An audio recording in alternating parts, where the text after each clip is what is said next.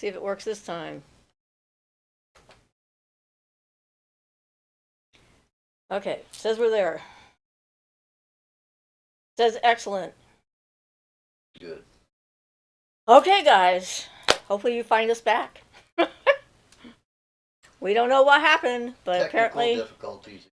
yep. Apparently, the two pieces of software working together just went flat, and they stopped. So I had to restart the computer, which I'd already done before we got started. So I'm here. We're here. All's well, right? You guys will find your way back. Ian says technical difficulties seem to be good now. Lisa says puzzling, especially since Mercury went direct today. Yeah, it takes a while for it to catch up. Carla says, yay, you're back. Yes, yay, I'm back. Every so often, software has trouble with other software for some unknown reason that is beyond understanding. It happens inside the guts of the thing. Truth Queen says, good now. Yes, we're good to go. Carla says, how are you feeling, Siofra? And hi, Ian. Hello.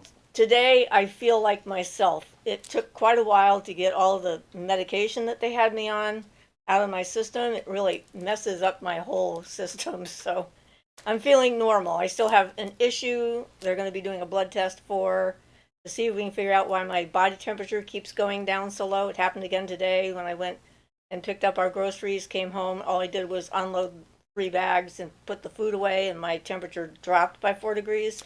And then it came back up. So it's a mystery. It's annoying, which means I can't do any physical activity without stopping and waiting for things to get back to normal. So hopefully these new blood tests will give them some kind of a clue. So I do that this coming week. So my OBGYN doctor and my regular doctor are communicating with each other over the issue, and we'll see what they can come up with, if they can come up with anything. But I'm alive, and that's good. Not feeling too bad. A little bit of spotting, but not much. Cramping's pretty much done. And yesterday I was still really sleepy. I didn't get up till 8 in the morning, and then I took a spontaneous 45-minute nap in the middle of the day and just kind of passed out for a while, sitting on my chair. So, yeah, definitely finally starting to feel like I'm all the way back. So, really appreciate all the good wishes, everybody, and the energy and so forth. And I had a lot of people in my dreams. No big surprise. So, yes. And I'll get the test results in a couple of days too, but we're not thinking there's any bad test results coming. So, Erin says, hi, Siofra, sending love from Montana. Hi, Erin, welcome. And Gabrielle says, hey, hi, Gabrielle. And Ian says, blessed be all, and please feel free to talk on any relevant subject. Teresa says, you look vibrant today. Well, good. I wasn't sure this morning the way I was feeling after I got back with the groceries. But, yeah. And I was doing, like, transcribing a bunch of old videos for the closed captions, so you guys have closed captions. And it was talking about this, which is one of my things I've worn for years that I haven't been wearing for a while. And so I went and found it today. I thought, wait a minute, where did I put that? It's like magical objects are strange that way. They sort of come, they go, they disappear, they reappear, you forget about them, you're reminded of them. So yeah. Carla says, crossing fingers for you in the hopes of getting blood work answers, and so happy you're feeling back to normal. You look wonderful. Thank you. So I decided to, give me a bunch of positive energy today. So I've got the Amazonite and the aventurine, the green aventurine, the emerald, the lapis, the amethyst, and the chalcedony. So, and I decided to wear Sarasvati today as well as one of my amethyst necklaces along with this. And I actually found this Sarasvati locally, which I thought was pretty interesting. It's one of those bone carved pendants. So it was pretty cool. Gabrielle says, have you guys heard of Jiddu Krishnamurti? I just discovered his talks. I think I've heard the name, but that's all I know is that I've heard the name. I haven't read anything. or listened to him. Yeah, nothing. No. Yeah. Nope. Me, I'm lucky I could watch TV the last few days, which I did. It's like entertaining ourselves with rewatching Stargate. And Wednesday just came back, so we've been watching some of that too. You know, just trying to stay entertained from time to time. Take a break from our brains. But yeah, nope, haven't heard of him or her. Carla says, I have a goddess bone carved pendant, buffalo. Cool. Which goddess? Gabrielle says, he's like an Indian Eckhart Tolle. They tried to make him a deity, but he refused and lived a life of service. Oh. Good for him. So it's a him. Awesome sauce. So you might be interested in looking him up if you felt so inclined. Yeah, probably. I'm finding an interesting time of it transcribing all, going through the transcriptions of the videos. I've got 102 of them already uploaded, and not all of them done, but a lot of them done. Gabrielle says he had a kundalini and was taught by mystics and brought up to be a type of spiritual leader. He left it all. Carla says nondescript, but I'm an Anana girl. Yep, Anana's a good one. Teresa says, I did the amethyst charging last night with the help of the previous Zoom. Raised quite a bit of energy, but not sure if it carried across the web. I'm sure it did. I mean, my station has been set up and it is automatic even if I'm not doing it. And that's the way to set those things up. So even if you don't do it every single month, you have it sort of connected to the energy of the full moon, and the moon itself will charge the web. But yay, I'm glad. It was just not in the cards for me with all the other stuff going on. Poor Ian was there with me when I went through it. And yes, it hurt. It was not fun. Gabrielle says, and said not to follow any religion, not even Hinduism. He said to follow no one and just follow the truth in you. He taught about practicing awareness. Well, yeah, because your individual path is yours and yours alone. No one else can really teach it to you. They can give you like ideas, inspiration, good stories, but in the end, it's up to you to follow the path, make the path, create the path, be the path, all that. And we're all so different. So I was actually thinking about religion today and some of the both pagan and other as well. I mean, there's definitely issues in any religion, it seems to me.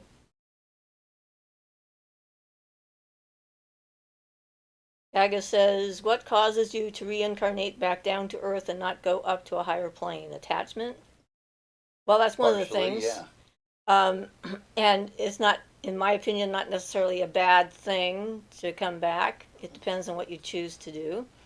If you're not completely ready to let go and leave all of it behind, transitioning upward into a different energy vibrational frequency won't work all the way, which I am an example of. Since my higher spirit guardian person, Moida, I'm a part of her that left behind because all of her wasn't completely ready yet to leave this sphere completely behind. So she's still kind of tethered here too through me, trying to help me with my process. Feels responsible for me, I guess. Sort of like my grandmother in a way where my oversoul would be my parent, mother, whatever. No, if we were to put it in the way that Barden would put it, he would say that you just need to develop enough so that you no longer need to come back here. The thing about this place, Earth, the Earth zone, is that it's the best place for self-development because in the other spheres you lack time or space, you know. So basically, yeah, it's just how far developed you are. Attachment is definitely part of it. Being able to see the bigger picture will help. Getting past the fact, if you get to the point where you realize that this lifetime is just one reincarnation among many, and you really feel that, then you're getting to the point where you start remembering your previous incarnations and you don't need to reincarnate again. So basically, it's a matter of development, of which attachment is one part, but just one part. Yeah.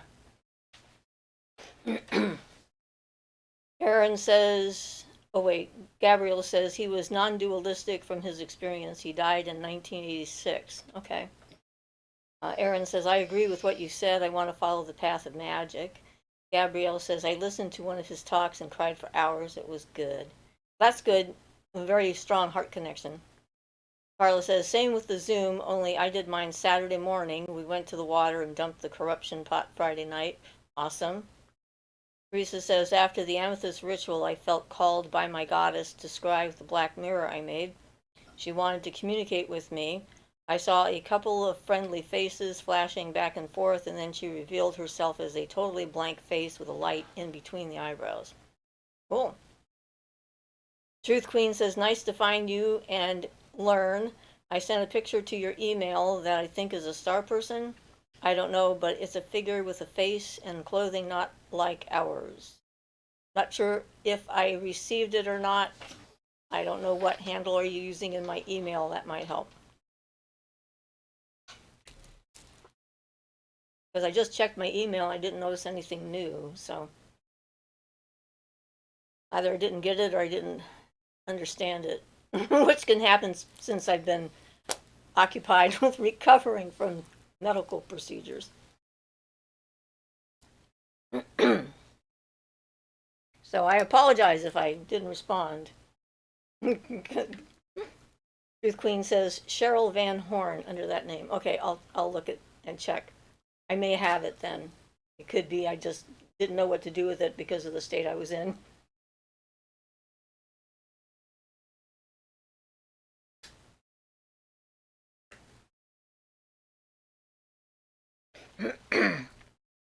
I sometimes get a lot of emails, sometimes I only get a few, so it just all depends. I might have gone like, and not known what was that. Because I'm very literal, so I'll check it out. I just sent it now. May take time to process. Okay, I won't look at it while we're on our live show, because considering the fact that my computer just went and freaked out because I had some problems between software and we had to restart our show, I probably should wait until afterwards. So I'll look at it. Yeah. There's definitely some people who think of themselves as star people. I am not one of them. Ruth says, I don't blame you. Yeah, I want to be cautious with the computer. Teresa says some email providers have a limit on the size of emails. If they are too big, they don't go through. FYI. Yeah, usually though, they tell you that when you're trying to send them. So chances are just a picture's fine. When I'm doing distance Reiki, people send me pictures all the time, and it's not a problem in general. Gabrielle says, I'm still going to send you a fairy video. I'm trying to figure out how to upload it. The file is too big. Are you on Facebook at all? You could upload it to your thing as a private thing, not to be shared, and then send me a link to it, and then I could look at it that way, I think. I think that would work. You can't send it to the YouTube channel because that doesn't work on the YouTube thing. And then everyone would see it, so you probably don't want to do that anyway.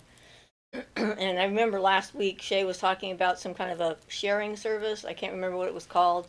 You may not be on today, so Gabrielle says I deactivated my Facebook. Um, Aga says, what about when you have a spirit on Earth that can't move on after death? Is that the same thing, attachment? There's various reasons that I have encountered when I'm doing my paranormal investigations as to why a spirit gets stuck on this plane and doesn't transition up into their afterlife and get started on the process. And attachment can be one of them. Uh, but there's so many different kinds. I mean, I had one that wouldn't move on because he wouldn't accept the fact that he was dead because it wasn't fair. I had one that wouldn't move on because she was afraid that she would go to hell because of what she did when she was alive as for a living.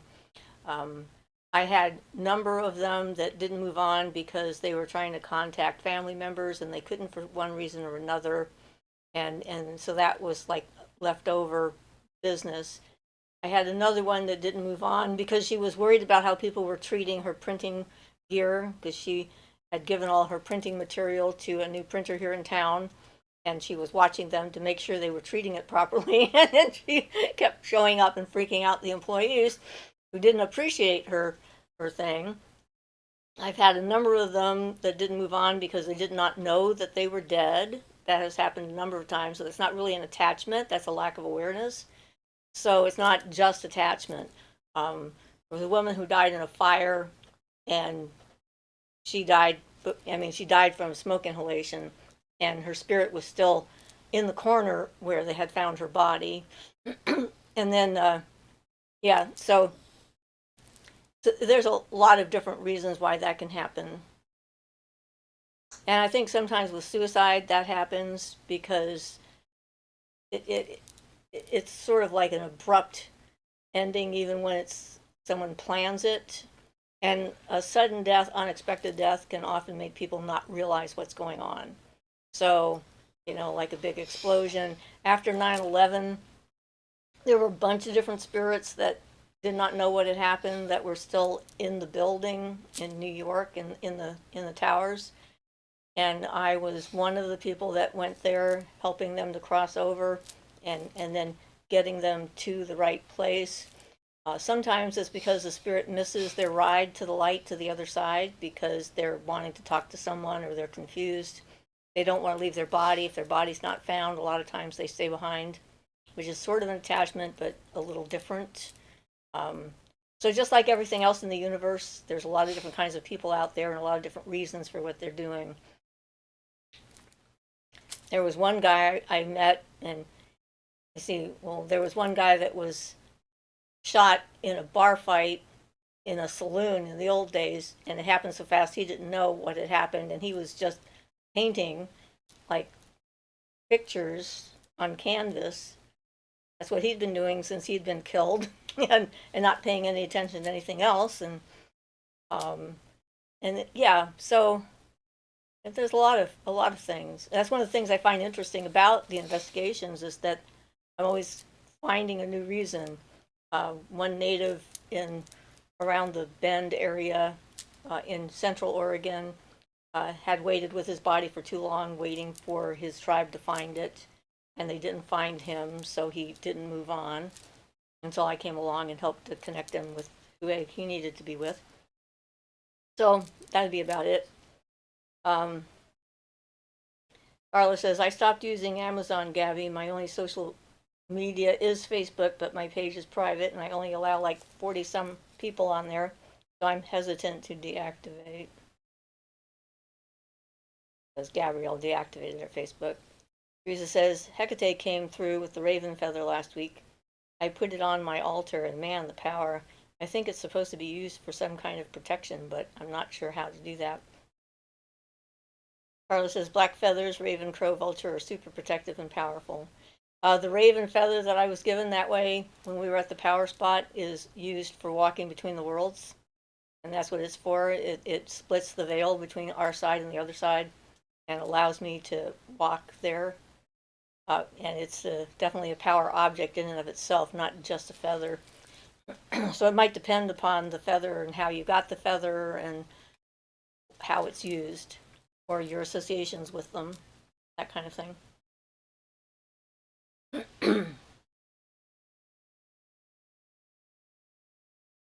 But yes. I have both a raven and a crow feather together with that, and I did some scrying using both of those feathers together tied in my hair when I did the scrying, which seemed to increase my abilities significantly at the time. I'm remembering. Spontaneous stuff just kind of like pops in.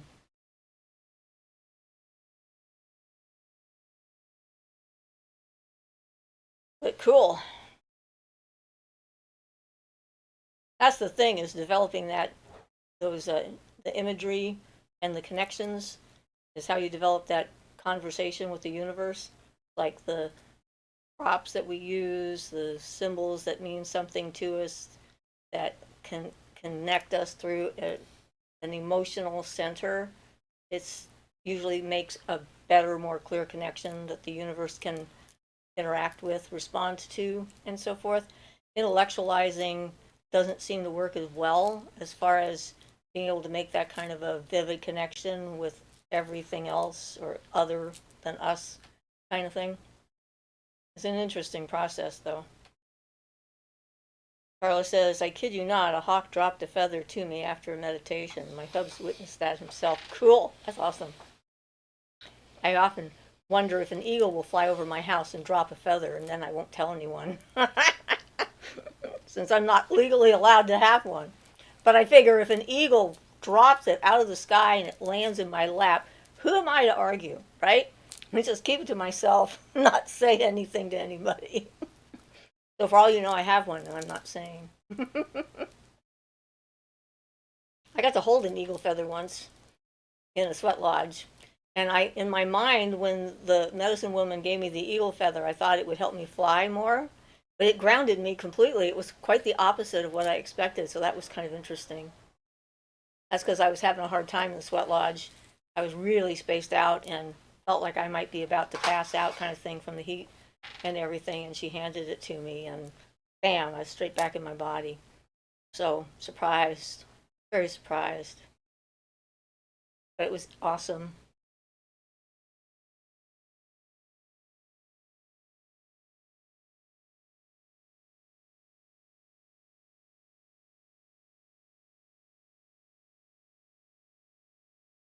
Hmm.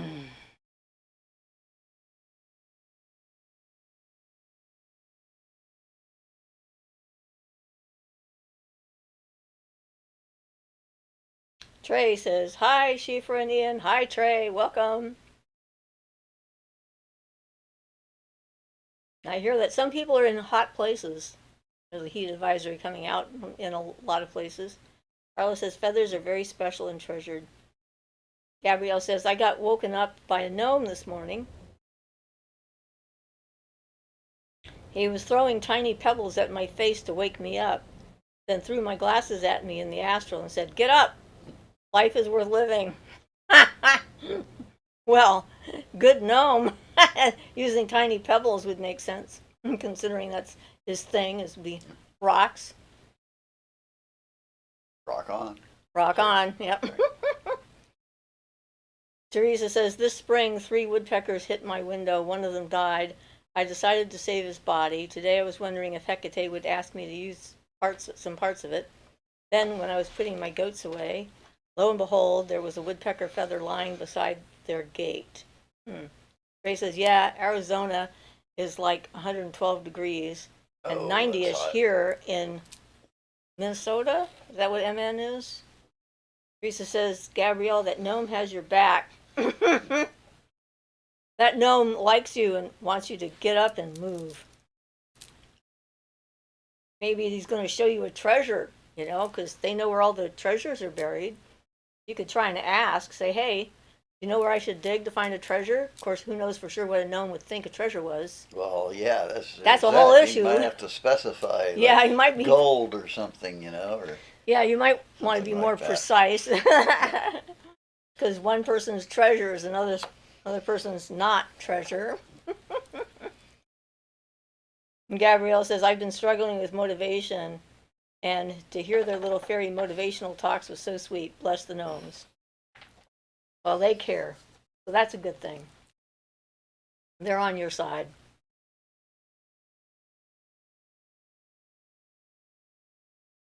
I met a woman at one of the events we went to who's a seer, and she came to it on a night when she was getting ready to kill herself. And I think it was Thor that came into the room and started giving her a lecture. And after that, she kept seeing all the different gods and goddesses, and they were just in her face. And so she didn't have a choice. She had to stay. She was actually pretty interesting. She's the first psychic I think I've ever gone to that had something interesting and accurate to say doing a reading for me. It was much more of a productive kind of thing than the typical psychic reading is. So, Teresa says gnomes might try to dig up your secrets. Oh, they probably know what they are. I don't think they have to dig very far, right? Especially if you bury them.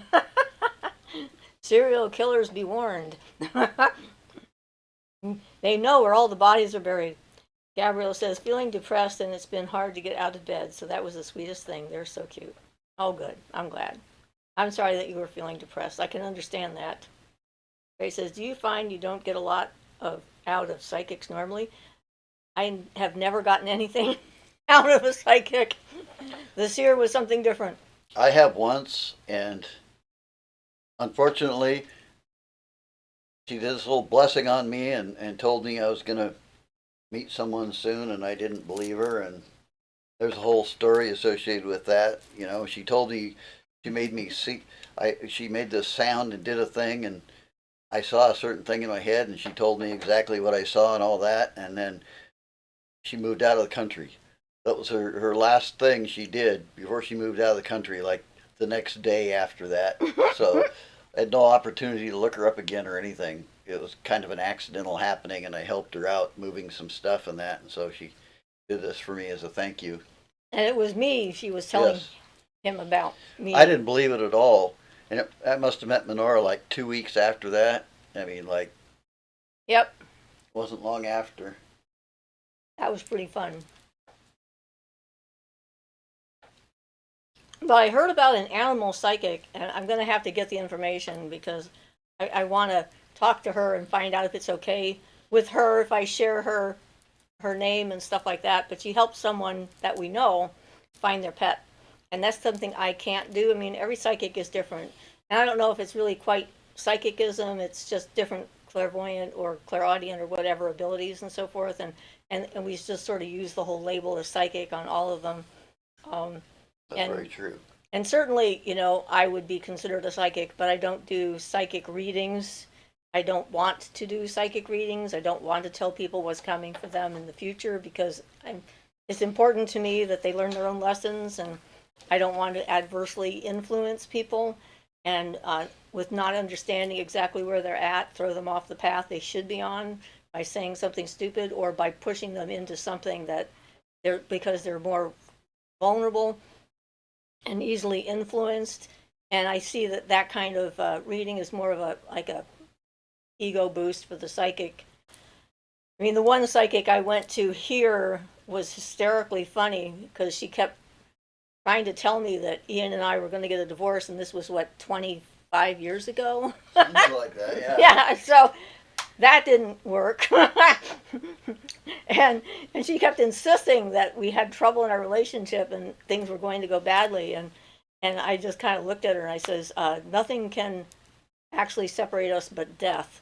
And she says, you can't know that. And I looked at her and I thought to myself, my life, my choice. I am the only one who can know that. and I said out loud, I says, there are some things you can choose, and this happens to be one of them. So, yeah, I'm very argumentative when it comes to psychics giving me a reading. And the only reason I went there was another massage therapist flew her in from New England somewhere and was trying to raise enough money to pay for her ticket to come here and go back and give her some extra. And she was like way impressed with her because she told her to go see her doctor and she needed to see a doctor. So, yeah. So, yeah, I'm I'm a not a good one. Then we had one at a local fair. She was here in town. She called herself the Psychic by the Sea, which was really funny because we live by the bay. So I figured that was a bad sign that she did not know where she lived. So my assumption about her abilities was already tweaked in that direction.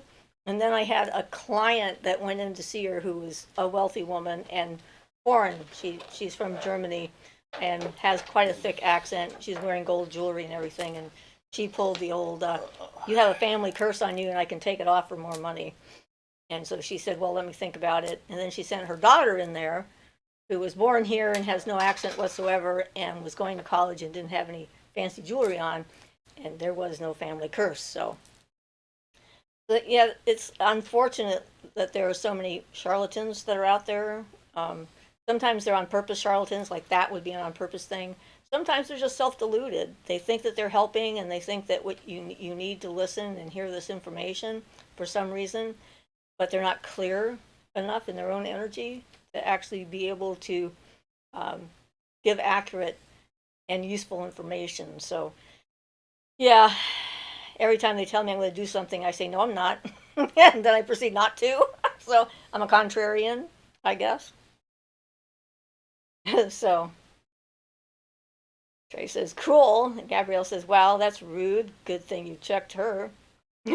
Trey says, laugh my ass off. Are you in the Bay Area? I was just there for the dead in San Francisco. No, I'm in Oregon. And Carla says, sometimes they blurt things out accidentally, never really psychic, just foreshadowing. Well, I think that's a little bit different. I mean, inspired by spirit to say something to somebody, maybe give them a warning. It's very annoying. I call it the Cassandra syndrome for people who really know what's going to happen and nobody ever listens to them, which happens to me a lot. So, especially with family. And you can see trouble coming and you warn them about it and they just go like, eh, I don't think so. I'm like, okay, 12 years down the road, we'll be revisiting this and it'll turn out that I was right. So, alrighty then. Whatever. But, that's the thing. It's like you have to decide what's your responsibility and what's not. And how to be responsible for what you have. I mean, I had that idiot that gave me the prophecy that I'd never see my children again. And I had to fight that one tooth and nail. And my kids got kidnapped by their father. And then I had to get them back. And I had to fight through that prophecy from the get-go. So one of the reasons I have very strong feelings about it is because I was almost a victim of one. And so, you find out viscerally from the inside what that's like to have someone plant an idea in your head and telling you it's going to be a good thing because then you can be a great teacher and all this other stuff. And so actually, when he did that, I preemptively quit. I gave in my notice to the universe and said, okay, if this is the rule, that in order to be a teacher and to help other people or whatever, I have to lose my children, I quit now. I'm not going to do it. I will not cooperate any way whatsoever. So just so the universe knew I was serious. And then I still had to work through the physical results of what happened when my kids were kidnapped by him. But I got them back, and they're very happy that I did. And I'm, got very much in touch with my mother bear at that point. And Carla says, yes, the family stuff. Gabrielle says, some lady tried to tell me I was a voodoo practitioner in New Orleans. She only said it because I'm black. I wasn't even black in my past lives. She was an arrogant pelican? What's a pelican? I like that, but what is it? I mean, I know what the pelican is, but why would you call someone a pelican? Arrogant pelican. Yeah. This is a phrase I've not heard, so thank you very much for enlightening me about new phraseology.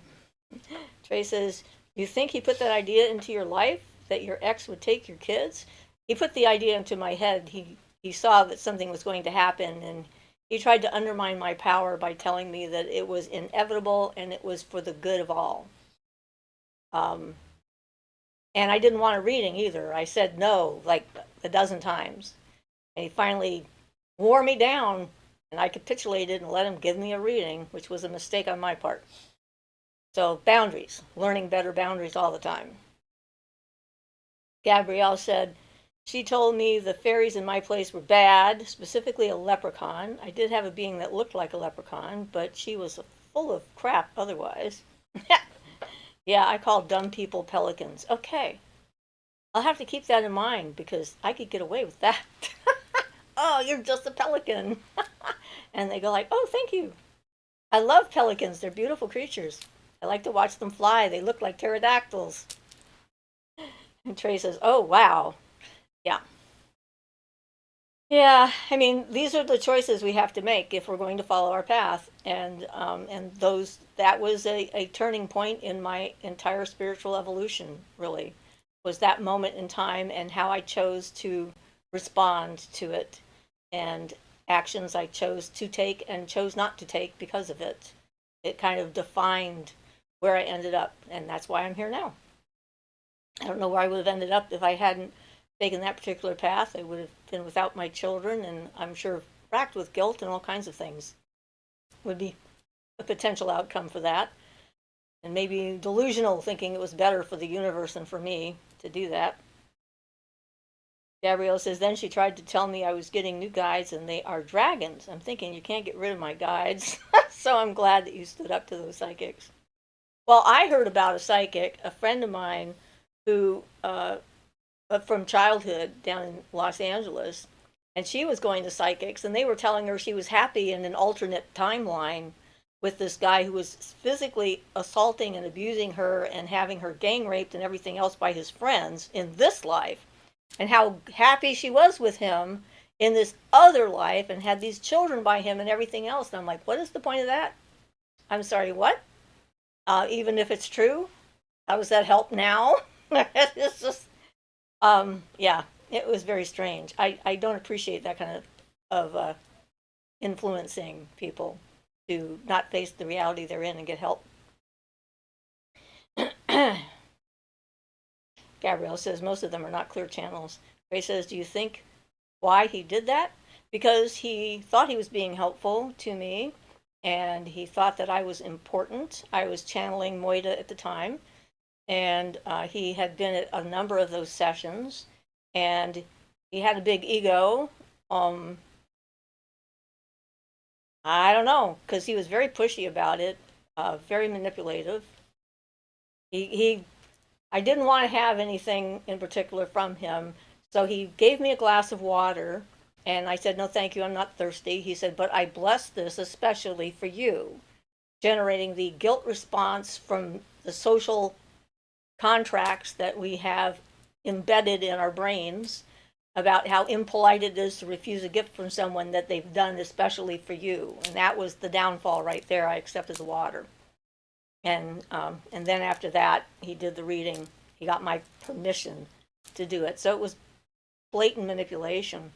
Maybe he thought he was going to become an important part of my life, or he envisioned himself as being an important part of my life. I don't know, whatever was going on in his head. But I've never seen him again, never spoke to him again. I have no idea what happened to him after that. And that was sort of like a violation of my person, my personal energy, my boundaries, and my life and everything else that was, you couldn't walk back from that. So that was it. I wrote him off. He was dead to me, as they say. So, so Carla says, that's awful. Gabrielle says, and I'm thinking, would a fairy interfere with my spells? I think she was just a hater. Carla says, the psychic being a douche. Yeah, that was very awful. Ray says, so like, did he see that idea in his head, or do you think he made it up? Well, considering the fact that my husband, my former husband at the time, probably had plans on keeping my children, he probably saw it, but he might have been correct about the fact that they weren't coming back. He was wrong about me never seeing them again. That was a choice that I made, and I, was very determined. My willpower got extremely excited about the whole thing, and I wasn't going to allow that to continue. And so I did everything that can be done on this level, and contacted the authorities. Didn't get any joy from them because I didn't have a letter saying that he was supposed to bring them back. Managed to get a ride from someone who was moving to the area. It was between British Columbia and Saskatchewan, and they actually had a shared legal aid system. So I found out that my ex-husband was trying to take me to court to prove me unfit parent because I wasn't a Christian and to take my children away from me. So that was in the works. And so by leaving where I was and going to Saskatchewan and hiding out there and going to the legal aid office, they couldn't serve me, so the court case never came to light. And there was a part of me that wanted to fight that, but I decided that was a bad idea because my children were more important. And so I had to go physically get them because I had my piece of paper that said they were in my custody, that I'd been given full custody of my kids when we had our separation agreement. So I'm glad I had that. Sometimes legal paperwork can save you. But for whatever reason, it doesn't matter. I made it different. It's my life. And I'm very stubborn. Gabriella says she also said that the Kundalini wasn't important and was not anything special, and was for immature spirituality. She was just a bee, and hope that all that negative energy threw at me bites her back. Basically, it shows that she knew little, so. Nothing at all. Yeah, if she They're didn't trying know to the show ego. importance of the Kundalini, yeah. That's just pure ego. She's trying to be smarter than everybody else. Yeah. Apparently, she is a weak-willed individual with no intelligence whatsoever. A pelican, as you said. Gabrielle says, I was hoping she knew about the Kundalini and could help me, but she did the exact opposite of helping. And I will never get a psychic reading from anyone again. And why should you? You've got fairies, you've got us, you've got your own connections to the spirit world. Honestly, rather than this one woman that I met accidentally and all that, when I lived over in the Medford area, I used to go by all the psychic fairs and things I could, and I never met a single good psychic.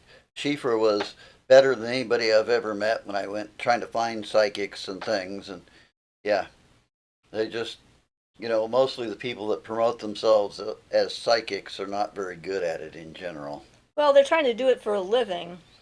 And a lot of them, it's like the money that they get is how they're feeding their family, so it's important to them and so forth, and it kind of really muddies the channel, I think. Muddies the water, yeah. Yeah. I think it really muddies the whole motivation and stuff like that for whatever it is that's going on. And then cold readings, if it's not working, if they're an on and off channel, it's like sometimes you're not getting anything, and then they start making stuff up, and they sort of do an average thing. It's kind of like with the reading that I got from that crazy woman here. One of the things she told me was that I was going to get a promotion at work, which I thought was hysterically funny since I was self-employed and I don't work for anyone. So I promoted myself to Queen of the Universe because, I wanted to give her something. And she told me to stop meddling in my children's lives. I think she was going by my age. She never figured out that I was a healer, considering almost everyone she saw was probably a massage therapist. So I thought that was an obvious thing. You didn't meddle in your children's lives anyway. At that point, none of them were living over here by us. You couldn't really meddle with anything much. And I actually called them on the phone just to make sure I wasn't accidentally meddling, because the urge is there when you see them doing something that's going to hurt later. But people have to make their own mistakes, even my own children. And yeah, so it's a. I mean, I did help the police find a dead body. Not something I ever wanted to do. But it just kind of, things like that happen to me organically. I don't go looking for them. So, and I'll never do that again unless it happens and I can't help it and I have no choice. But, like one of those things. So Gabrielle says, this was when my Kundalini awakening first happened in 2023. I was just terrified and needed help, and I got slaps from these shady people. But I don't need anyone to tell me anything, because now I realize I get the information I need from me. I don't need any psychics to tell me jack squat. Yeah. And I think that there's a certain percentage of people that just like the idea of being mysterious, Yeah. Of course, they want to be cult leaders, definitely fall into that category. I have a special connection to the universe that no one else could possibly comprehend or understand, because I'm that good.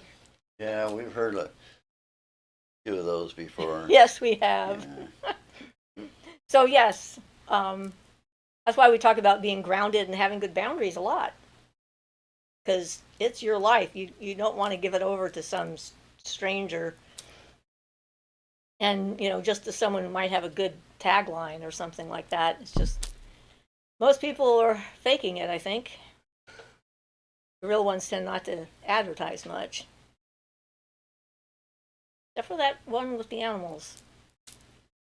It was extremely accurate, according to my friend. So hey, good service. Well, there are some people out there, they're just so few, the real people are so few. I mean, Barden in his day practiced stage magic and he did real magic instead of fake magic. Um, no sleight of hand for him. He did the real thing, so he was out there at the time. Yeah, but everyone they're assumed that it was stage magic, so. Anyway, yeah. Well, my point is there are occasionally real people, but they're few and far between, so you really got to have your bull filter on. Oh yeah, the woman, the psychic by the sea. When we were at the fair, we were breaking everything down and stuff like that, and I walked by her tent or her booth or whatever, and she saw me, and she came over and she put this card in my hand and held my hand and looked at me very meaningfully and said, "You must come see me." And I thought, yeah, not on your life. Never did, never would. I'm just like, yeah, this works on people. Apparently, it works on some people, but it doesn't work on me. So, sorry, guys. All of those guys out there who. Was she the one who spelled the word psychic wrong? Maybe. It could have been. That might have been another one, though. There was a site. How did she spell it? I don't remember now. It's been too long. Psychic. I mean, I remember there were some jokes about this. She wanted to be a side chick. Yeah. I don't know. But yeah, like I said, she was the psychic by the sea, so she didn't know she lived by the bay. She also was a smoker, so apparently she didn't know smoking was bad for her health. I'm like, yeah, okay. I'm judgy, what can I say? When it comes to psychics. But, even with the stuff when I get them, I always try to maintain a certain level of skepticism about my own information. Because I could fool myself. I may not let anyone else fool me, but I could intentionally fool myself because, in my head. So I think skepticism is a good thing, even when it comes to your own stuff.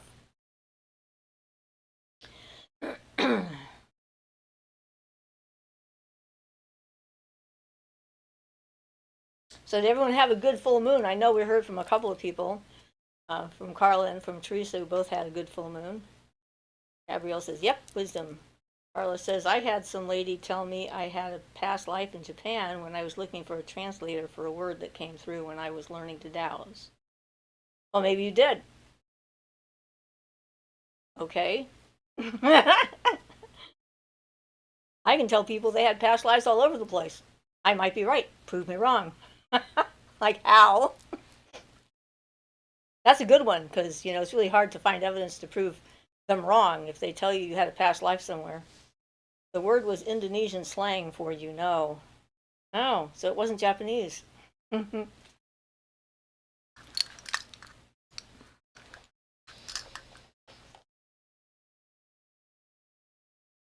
Language is a funny thing.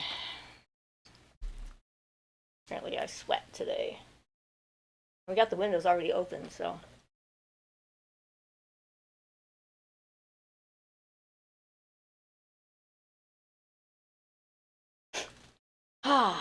Gag says real stage magic was, I think, Barden using some form of alchemy.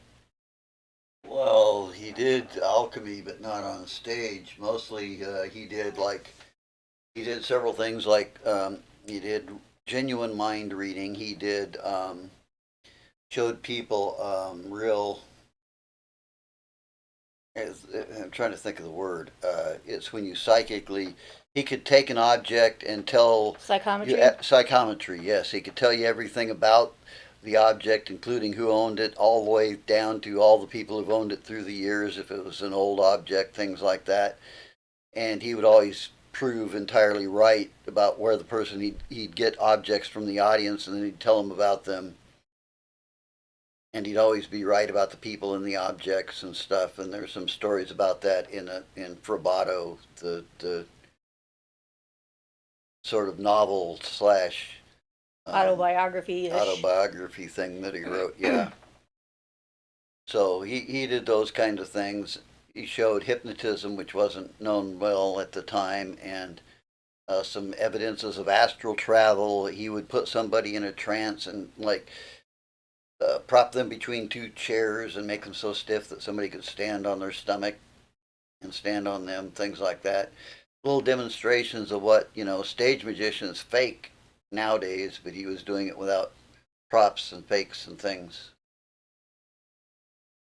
So that kind of stuff. So Carla added, the question was, who am I speaking with? Teresa says, I've got a kiddie pool ready for a full moon ritual tonight. Awesome. Gabrielle says, I slept really well last night. I usually can't sleep well on a full moon. My cat let me sleep in. Awesome. Carla says, I can say I've never felt a pull to Japanese culture, so who knows? Yeah, usually if it's an important past life, you'll have some dreams about it or some pull to the energy of the culture or something like that. Gabrielle says, wow, that's amazing. Carla says, P.S. I did not know then or now who I was speaking with, and I've put the intention we only communicate in American English. As far as spirits go, good call. I mean, why not? It's not like they can't translate it. Right. Mentally speaking, it doesn't have to be a foreign language word. Sometimes spirits like to be impressive too.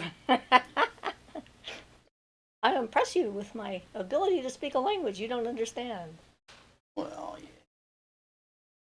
It just all depends. Well, if you get, there's a situation you can get in where you're in a particular type of trance-like situation where everything is turned into what's called the universal language. So you might think of it as speech, but it translates to a spirit being as whatever their particular language is. It's kind of beyond language. It's a universal communication, but when spirits speak it back to people, they usually interpret it in their own language. So the spirit may not be speaking English, but you would understand it in English if that's your native language, that kind of thing. Suzanne says, hello all from Winnipeg, Manitoba. Welcome. We have another person from Manitoba right now, Teresa. And Carla says, if I douse and spelling things out, it has to be in English. Yeah, why not? Well, yeah, and that's the way, if you get your clairs working and stuff, that's usually the way it comes through. It'll come through in whatever your native language is. In that way, you could even, if you reach that stage, Barton talks about being able to communicate with deceased spirits and things like that, and speaking to people like he mentions some aspects of necromancy, like pulling up somebody from the past, like Voltaire. Probably a bad example, but that idea, somebody's dead and in the past, and that ignoring for the moment the fact of whether they've moved on or not, and reincarnation and all that stuff, the idea is that they could speak any language and you could still communicate with them even though you don't speak that language because you reach that point. It's an Akashic thing, kind of. So Carla says, it took me 12 hours to find an Indonesian translator, and that pretty much just stressed me out. Yeah, to get the translation, and then the answer to the question is, who am I speaking with? That's a bit of a dick move on the part of the spirit. Yeah, I would say definitely rules apply. You need them, for sure. Sorry, Carla, they did that to you. Probably somebody was having fun. They thought yeah, let's see what happens here. You know who I am. I'm the most important spirit in the universe. Speaking to you now. Do your dowsing. Sorry. Anywho, Carla says, I was pissed. I don't blame you. I would be too. It's not a good thing to poke the bear. It's a bad idea. Ah, a sense of humor. Well, I'll tell you, I wish I still had it. A friend of mine, when I was in Medford, my friend Fox came across this thing, and he found it on just stuck on a. He had to knock on a door. I think he was doing some sales at the time or something, and he just saw it pinned up to somebody's door, and it was a spirit that somebody had contacted through the Ouija board that was just a raging egomaniac, so much so that the whole document was just hysterical. The whole conversation that ensued between them through the Ouija board, just hysterical. The being was so like totally egomaniacal. It was just funny. I wish I could quote some of it, but it's been way too many years ago. I wish I still had access to that. I don't know where it came from, but it was hysterically funny. And they went to all the trouble of typing it up. Well, yeah, because it was hysterically funny. Why wouldn't they? Yeah. Carla says, as I'm sitting here laughing. Yeah, it sounded like the being was just a raving, Lunatic. oh Egomaniac. egomaniac. I'm the greatest thing in the universe kind of thing. It was just like that. Egomaniacal. Yep. Gabrielle says, that's funny, Ian. And Carla says, I'd love to see that. Yeah, I'd love to know where it. Right. I could contact my friend. I doubt if he has a copy of it. This has been like 30 years ago. This or was before something. we met, I think. Yes, it was. And we've been together for longer than 30 years, so. Yes. Yeah. Yeah. How long have we been together now?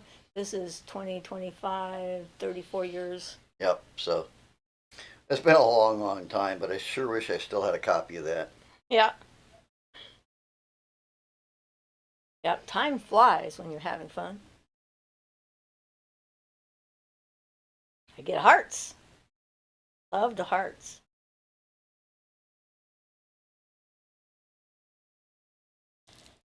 Ah. Carla says, I have a board and I haven't used it in years. I wish I had someone to use it with. Friggin' ground rules. I can use one by myself, but the last time I used the board, it spelled out, why are you using this, my lady? And I went like, you're right, this is stupid because I can hear what you're saying, so why am I bothering using a board? I kind of ended up having the same problem with trying to use a Ouija board that I do with a pendulum. If I can keep all my thoughts completely away, usually I have about a minute and a half to try and work with a pendulum, then it won't work for me after that. And it's the same thing with a Ouija board. Like the minute my thoughts get involved or something, then it just doesn't work for me. I need to have that quiet, thoughtless state. Without that, I can't make them work. So usually it's, till I get excited about the answer or something, that's the end of it. Or I start getting a real result and then it fails because I get excited and lose it. Gabrielle says, I've been swimming and stretching for my mental health and it's helping. Awesome. Carla says, I love that, my lady. Yeah, it was in the middle of a Samhain ritual or Samhain evening. We were doing divination kind of stuff and playing with the Ouija board. I have it right over here somewhere. Somewhere in this room is the Ouija board. But yeah, I find it funny that people are so scared of them. There's all that lore about them being evil and possessed as spirits, and I'm thinking, yeah, I can see that. Yeah, as you're making them in the factory. For what it's worth, I might mention that's one of the methods Barden has you use to talk to your guardian angel, your guardian spirit, is through, he describes making one, because I don't imagine when he was around you could just buy one, like make you your can own planchette. now. But he tells you how to make one and make your own, and that's how you start getting in contact with your guardian spirit for the first time through his system. And there are some great pagan themed Ouija boards out there now. I've seen pictures of them. It's like they're gorgeous. But again, it's a factory that's making it, and I don't think they have a cater of magicians and ceremonialists that are going like this and putting spirits in them as they leave the room and on their way out. What causes problems for people is their own preconceived notions and fears. Ouija boards are not dangerous on their own at all. There is no danger there. The only danger is in the person's impressions and how it affects them and how they react, because some people get extremely reactive to things and strong emotions, and you can create your own elementals that'll Your then harass you. subconscious goes Yeah, you, wonky. you end up creating their own larvae and stuff. They're getting obsessed over the board, and then they create their own problems that they think are external spirits bothering them. And in most cases, almost all cases, they're not. Yeah. They're the person's own things they've created through their own fears. That's the worst. The worst thing people can do. You can create your own larvae and things that haunt you through your own fears and strong emotions and things, and not even know you're doing it. Gabrielle says the Ouija board is sassy, Siofra. I've never used a Ouija board. I don't think I need it. I am the Ouija board. Well, yeah, and And this is true. some people don't. In the Barden system, this is preliminary to the clairvoyance, and then finally, eventually, just going and visiting your guardian spirit in their domicile, so to speak, in the zone girdling the earth, and just going and visiting them and having a regular conversation. But this is until you use the planchette and stuff, until you get your abilities up there to do that, to be able to do that. And Gabrielle says I can summon beings with just thought. Carla says, I get what you mean, Ian. I use it now, dowsing for leveling out the chakra column to slip back to a based state. I can use the, what do you call those things? Pendulum. I can use a pendulum for detecting energy and how much energy is coming off of an object and whether I can block the energy. I mean, that's one thing that I find it useful for when I needed to, like, find a fabric that would completely block out the energy coming from an object that I was going to be burying. And I could, put the pendulum over it, and if the pendulum moved, then energy was coming through. And I found this really yucky polyester fabric, and it was dead. There's like nothing. Nothing would come out of it. And so I used that because it worked.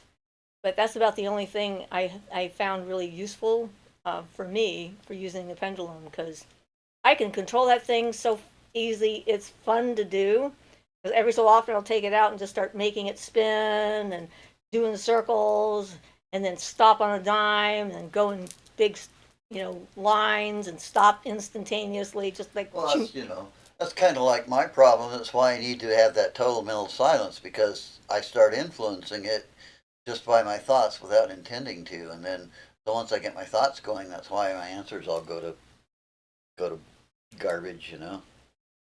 Yes, got to be able to control that. Not get to be kind of. Ideally, you'd be kind of neutral about it while you're asking the question and it's working, and then think about it later. Gabrielle says, I'm scared of myself. Don't be scared of yourself. You're good. No need to be scared of you. Carla says, yep, it's a good indicator of energy. It'll move counterclockwise when it's not so beneficial. I can make it do anything that way too, but yeah. It is kind of interesting. It's like, but everyone is so different. Like the tools that work really well for some people don't work for others, and that's perfectly fine. And it's like, That's why there's so many paths out there, partially. yeah, that's one of the reasons why there's so many different ways to interact with the universe and spirit. And so many genuinely valid ways. Yeah, really. That's the thing about these magical paths. Okay, Gabrielle said heart and like a face with a, like, really? Are you sure? Yes, I'm sure you're good. You shouldn't be scared of yourself. You're fine. Carla says, that's so true. Yes, there's just so many different ways of doing everything. That's one of the things that makes it interesting. I mean, you just think about the life forms that we have. It should be obvious that there should be a lot of different ways. I mean, how many kinds of birds are there on the planet? How many kinds of insects? How many of the same bird or insect varieties within that? It's just like variety is the baseline for life. And they're, as we've been experiencing with our cat and our bunny, they're so different types of animals, with a cat wanting to stalk and catch things, and the bunny doesn't like things moving. Siofra bought a little spinner for him that she thought was going to be cute, that he'd like it, and he doesn't like it. He's just afraid of it when it spins, and he went and covered it up with something so it wouldn't spin anymore. He covered it up with a big white envelope he found. He pulled it over there and put it on there so it wouldn't spin anymore. But he's figuring out how to interact with the cat in the last couple of days.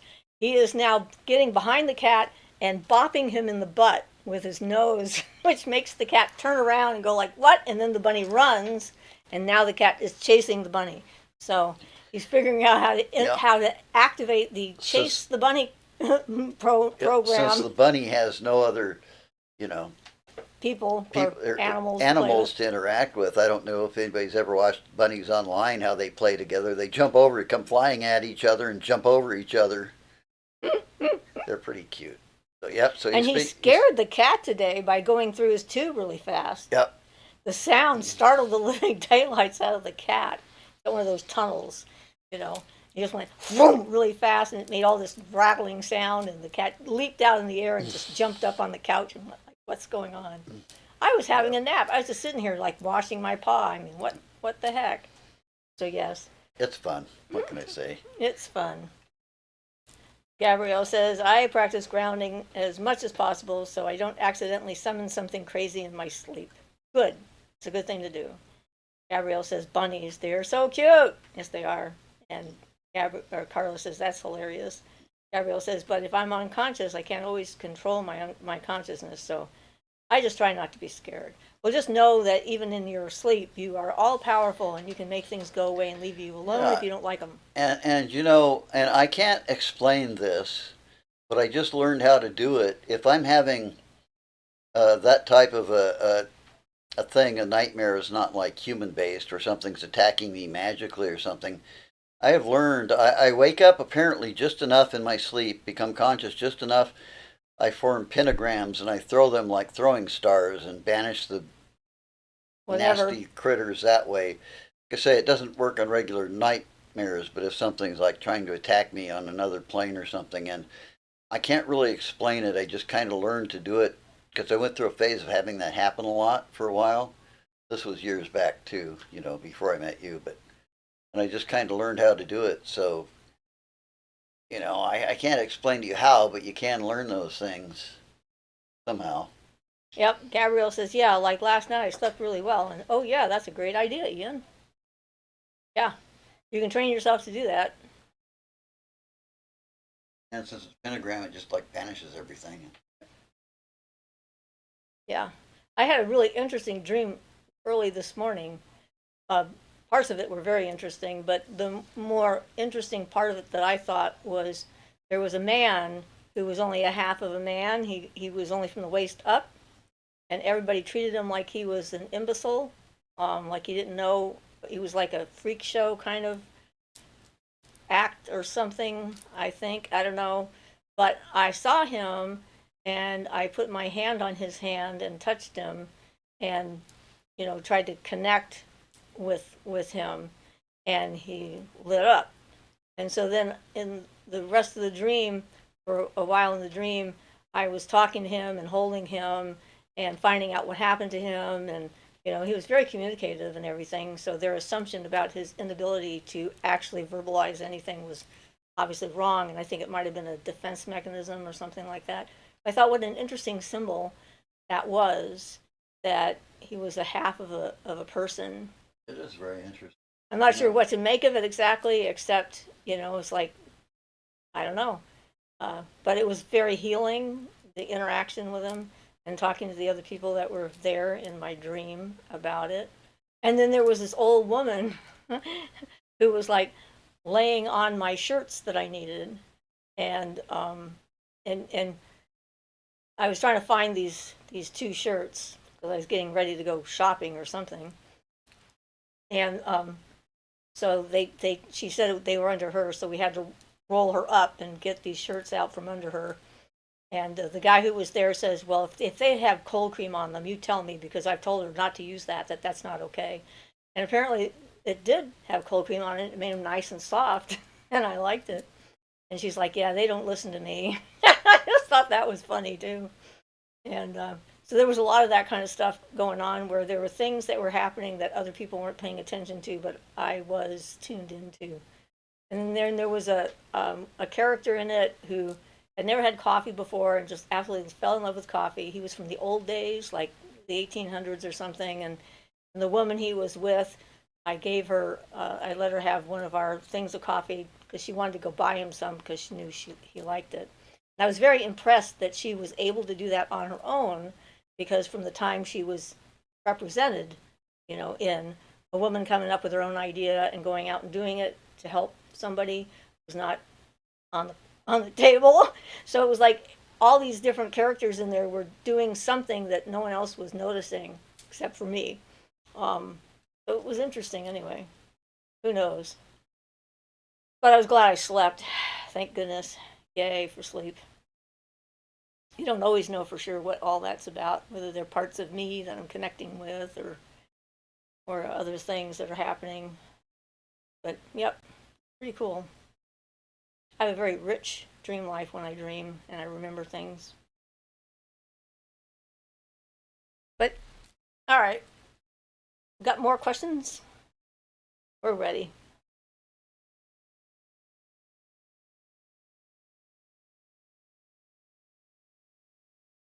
Carla says rising.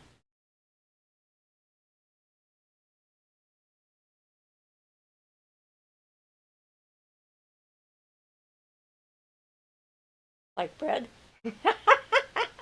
East. East rises. Sun rises. Moon rises. Bread rises. Rising heart. Yeah, his whole backstory was there. Gabrielle says, that's wonderful, Siofra. I like hearing about dreams. Yeah, his whole backstory was interesting because apparently he was a blacksmith and he was shoeing a horse in the where the fire was, and the horse kicked him, and then the fire happened, and that's how he lost his legs. So yeah, I just thought, all right. I had to make him have a backstory to explain what happened to those, because most people have them. The rest of him was normal looking. We have such interesting imaginations. That's the thing, the astral and the mental plane. The field is completely wide open. We can imagine just about anything and create it in one of those planes, and sometimes other people can see it. Sometimes they can't.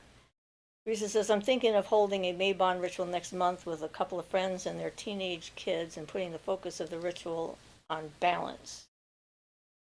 Good idea. Balance would be key to an equinox.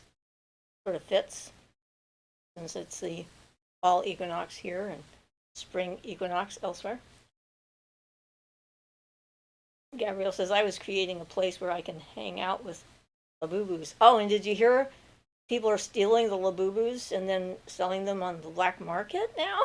Really? Yes, they've been in the news for the last couple of days. And I'm like, we just talked about it for the first time. I heard about it last week, and now they're everywhere. And then there's the counterfeit labubus, which are apparently called lafufus, if they're not the genuine article. Yeah, it's a huge thing at the moment. So I guess you got them just in time before the scammers got started. So, yeah, Gabrielle says, yes, they're breaking into cars to steal labubus. And stores. I saw a video of a group going into a toy store and stealing all of their labubus, so then they could sell them on the internet. Gabrielle says, I got a labubu from Pop Mart for $27.99. I refuse to pay reseller prices. Good, because I'm sure that the people who are buying them now are paying a lot more than that.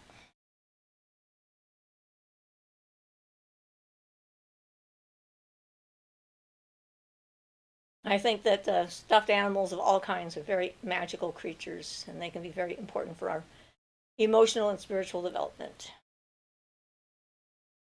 They can be a proxy for a lot of things, especially if we're by ourselves. But even that is like, working with the inner child, the injured child that a lot of us come with, trying to figure out how to reconnect with that child energy without all the trauma and so forth. Stuffed animals are really good for that.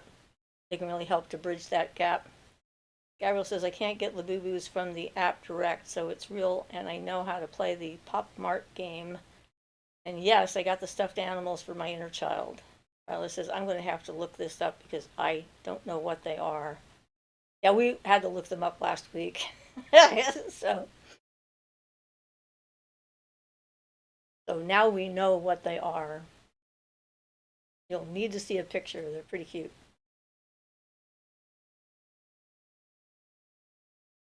Ariel says, and I started crying and remembering some traumas, and it's been healing. Yeah, they create a safe space for that.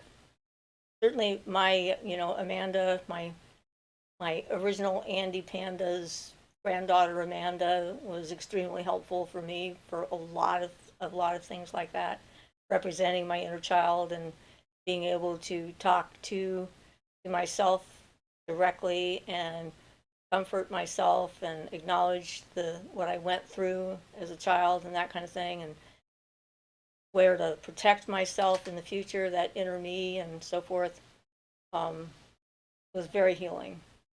Those were the first real rituals that I did, were all about healing myself and my inner child and different aspects of me that way. That was really my whole focus for when I got into magic in the 80s. That was where it led me to. So it was a good thing. Ariel says, I think that's why people are obsessed with the stuffed animals, because it's connecting them to their inner child, even if they don't realize it. Yeah, when I was taking my stuffed panda bear everywhere I went with me, I had a pretty hysterical thing with my daughter one day. I decided to take Amanda to the local donut shop on a Sunday morning or something, and so I'm walking down the street. She wants to have hot chocolate and donuts herself, so she's in front of me. She like gets 20 feet in front of me, and every person that comes by, she says, I don't know the woman behind me with the with the teddy bear. Really identifying her as my daughter so accurately that way. And when we got to the donut shop, she's I was on the other side of the shop. She was as far away from me as possible to have her stuff. And the woman was there. I was with another housemate too, so there were two of us on my side, and her on the other. And I got a hot chocolate for Amanda. So Amanda got her own hot chocolate. Of course, I helped her drink it, and her donut and everything else. And my daughter was over there glaring the whole time. And it's just sort of interesting how other people can respond and react to it. And a grown woman in the grocery store with a teddy bear gets some very strange looks from the adults and some really clear understanding from the children, which is pretty cool. Suzanne says, I have the teddy bear I had as a very young child. That little bear was my safe place, keeping me from emotionally crashing, had traumatic childhood. Yeah, and they're like forever friends. They're there, and they don't judge you, and they don't talk back, and they listen to, and they just accept you for who you are, which is a huge thing if you don't get it from the people you live with. Gabrielle says there was a video of a grown man crying in a store because he didn't get the last Labubu. It was funny, but then I felt bad for him because he probably don't know that his inner child needing him. That's so cute, Siofra. Yeah, my daughter didn't think it was. Suzanne says, I still have her. She resides on my bedstand. Good. I think that's good to have a connection. And I have a picture of myself as a little girl, too, which helps. I was before any bad thing happened to me, which helped me quite a bit to see who I am, who I came into the world as, and who I want to be. Get back to. Carla says, kids and animals, no. Gabrielle says, I'm going to make my Labubu a fairy treehouse out of paper mache. Fun. Sounds like lots of fun. But, self-nurturing and, healing is really what the path is, in my opinion, about. It's like helping yourself to be, you can't really be in charge of your own life if you can't heal yourself from what's happened to you, because then the choices that you make going forward are based on brokenness. The broken pieces of you are making the decisions going forward in the future. And that means that past trauma still has control over your narrative. It decides for you where you're going to go and what you're going to see and who you're going to meet and fall in love with or have a fight with or whatever. It's like all these triggers that go with you. And so being able to get into the subconscious and heal it through ritual and so forth is a very powerful thing. And it can make a huge difference in your progress emotionally as an adult to be able to go back and do that. So anything that helps, I'm totally in favor of that. Gabrielle says hearts, and that's sweet Suzanne. Yep. And trying to get back in touch with the awe and the wonder and the joy of being a child, that was one of the things, that was one of my goals. Was just, I had to relearn how to play. I never knew very well how to play when I was a kid because things were too traumatic. And I was the oldest, so I was like taking care of everybody else, trying to keep them safe. And so I actually went to the playgrounds and got into sand pits with little kids and sat and learned how to play with my imagination and like have pretend cities and make cars and, have scenarios and tea parties and whatever was going on and just be in it and let go of the rational adult mind that is so judgmental about things like that, and just enjoy the purity of it all. And I always loved like laying on rocks and looking at the sky and talking to trees, climbing trees, being in nature, that kind of thing. So to get back to that was very helpful. And certainly my teddy bear helped in all the rituals and things that I did. I'm very stubborn. I don't like to let mean people win. So I stubbornly healed myself. That's what. Did not let my father win. So, got to do the work though. Doesn't happen overnight.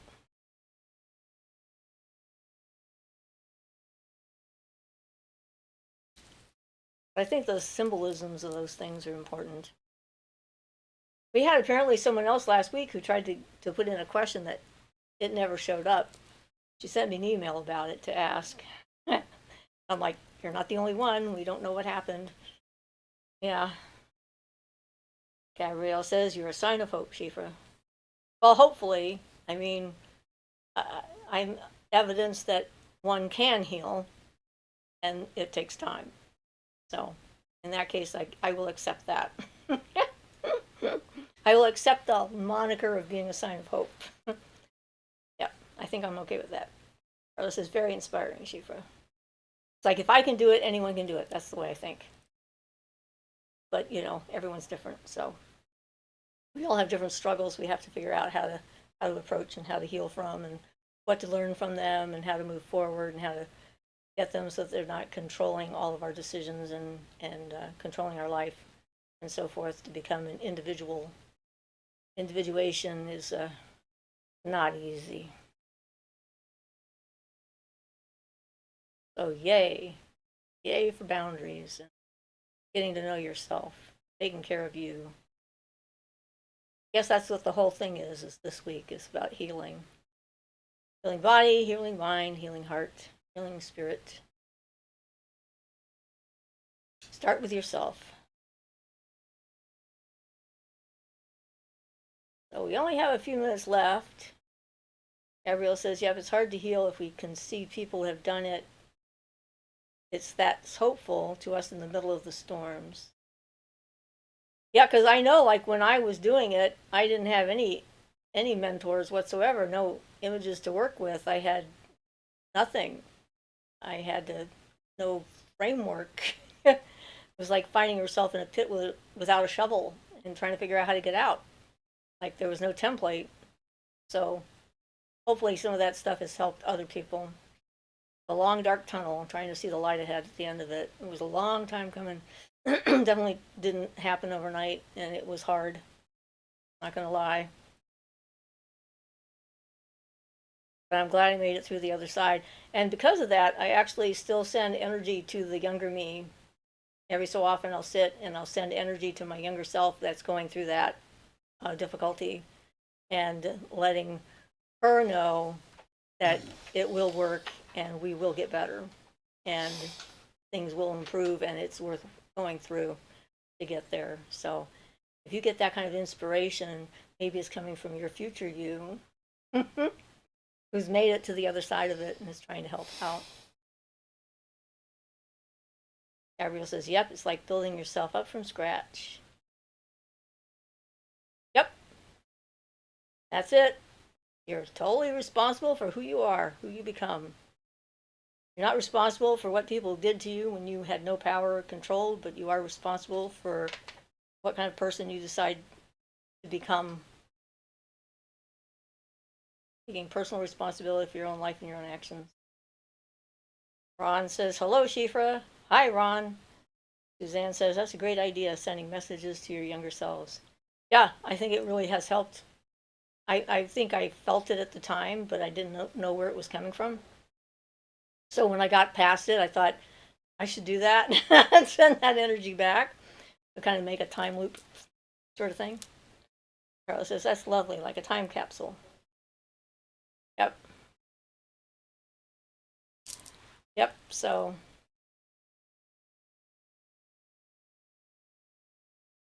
this is what we do. And it's okay to be human and make mistakes.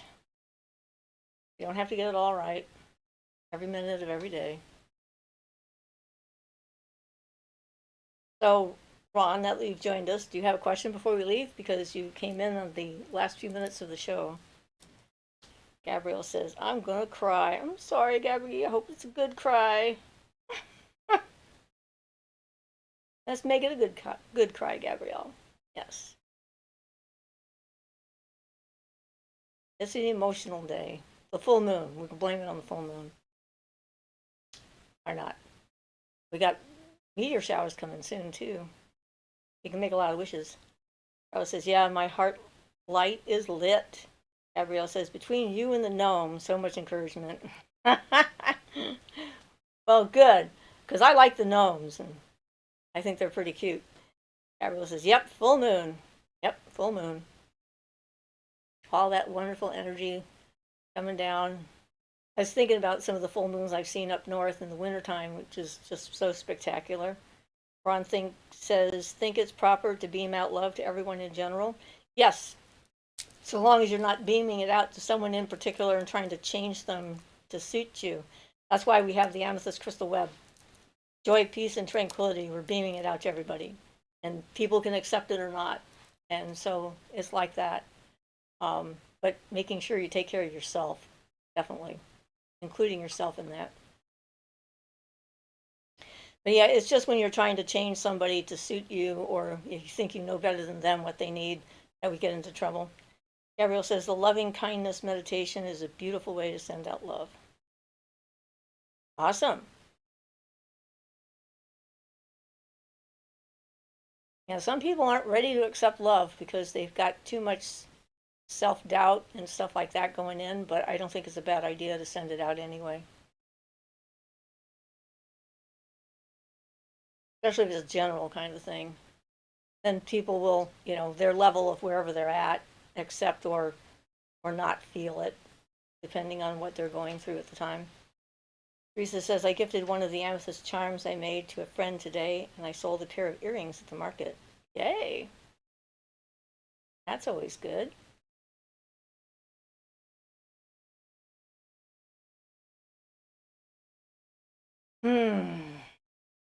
Well, we've only got like a minute left, so we should probably get ourselves going here. Maybe, Ron, you can show up earlier next time so you can ask more questions. We do this every Sunday, 2 o'clock Pacific time. So until around 3:30. We got late start today because we had to restart a computer because it got all weird and glitchy. But most of the time, that works out pretty well. We weren't that much. Couple restarts and things. Yeah, it was not too bad. But 5 minutes. Ron says, I never expect anyone to be different from me. Good. It's probably a good thing. Because that would be a bad expectation. Different for themselves. Teresa says, dreamy full moon, good night to you all. Night, Teresa. Gabrielle says, bye everyone. Bye, Gabrielle. Don't cry too much now. Hug your la boo boo. All right, everybody. Ian says, blessed be all. Thank you for being here. Gabrielle says, ha ha.